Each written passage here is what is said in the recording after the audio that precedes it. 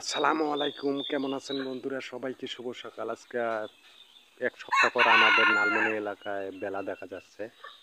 তো এই একটা সপ্তাহ প্রচণ্ড বৃষ্টি, ঝড়, হ্যাঁ, মানে এক কথায় ঘর থেকে বাইরে বেরানো যায় না, কোনো কাজকর্ম করান যায় না। এই দেখতে পাচ্ছেন বৃষ্টি এলে কিছুদিন সপ্তাহখানেক আগে শুকনা ছিল, এর মধ্যে ধান ছিল। তো এই এক সপ্তাহ বৃষ্টি হওয়ার কারণে এই যে দেখেন পানি, এই যে এগুলো পানিতে, এই যে ভুট্টা দেখতেছেন, ভুট্টা ক্ষেত, এগুলো পানির মধ্যে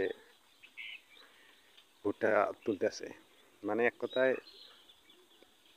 কারো কারো ভুট্টা পানির মধ্যে, আবার কারো ধান ডুবে আছে, এরকম একটা অবস্থা। তো আজকে 5-7 দিন পরে এলাকা একটু ভালো পরিবেশ, রোদ উঠলো, আবার পানিও একটু হালকা কমতেছে। না কমলে তো অনেক বিপদ, কেন এই যে পানির নিচে হলো ধান, পানির নিচে আছে ধান, ধানের উপর দিয়ে যে রিং জাল বসাইছে মানুষ, এই যে ভুট্টা অনেকে এখনো তুলতেছে, তো এখনো তোলা হয় নাই। এই যে, তো এইরকম করে এই বৃষ্টিটার কারণে অনেক চাষি ভাইয়েদের লস হয়ে গেল। ফসল কেউ কেউ ঘরে উঠাইছে, কেউ কেউ উঠাইতে পারে নাই। তো আমাদের তিস্তা নদীর কাছে, তো বৃষ্টির কারণে তিস্তা নদীর পানিটাও একটু বাড়ছে। এই পানিটার একটু জোর দেওয়ার কারণে এলাকায় বন্যা উঠে গেছে। তো এখানে করার কিছু নাই। তো দেখি আকাশ যদি এরকম যদি 2-4 দিনের ভিতরে ভালো থাকে, তো পানি আল্লাহর রহমতে কমে যাবে। তখন এই ধানগুলো ভাসবে।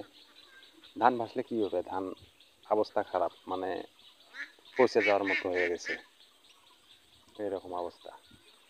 তো আপনাদের এলাকায় কী রকম বৃষ্টি হইতেছে, পানি কী রকম, একটু কমেন্টে জানাইতে পারেন। ভিডিওটা ভালো লাগলে বেশি বেশি শেয়ার করবেন, সবাইকে দেখার সুযোগ করে দিবেন।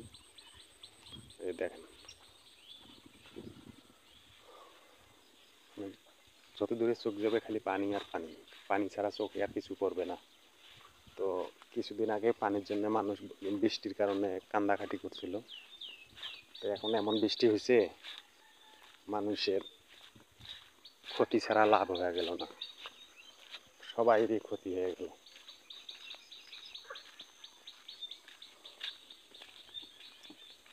করা কিছু নেই, সব আল্লাহর নীলা খেলা। দেখেন বন্যা, মানে একবারে বন্যা উঠে গেছে।